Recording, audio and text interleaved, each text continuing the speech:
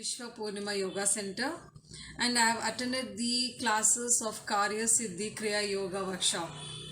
After going to this workshop and attending, yoga is so important in our life period, which is very important. I do everyday yoga early morning at around 7 o'clock, and which gives me very peaceful mind, and it gives relieves our body kind of a tiredness, everything. And to be very frank, if you do the 20 minutes of meditation, and it is equal to 2 hours sleep. Guruji has really given us a very nice thoughts and very nice yoga practice which you have to do it. They have not given a time frame, it is flexible time which we do it in our daily job.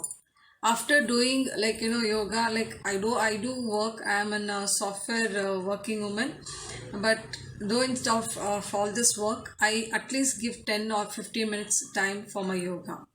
See, yoga, if you do it, it is as equal as exercise to your body. You need not to go for the early morning jogging or do an exercise or aerobics kind of a thing. 5 minutes of yoga or 10 minutes of yoga, which will relieve your mind, which will give you a very kind of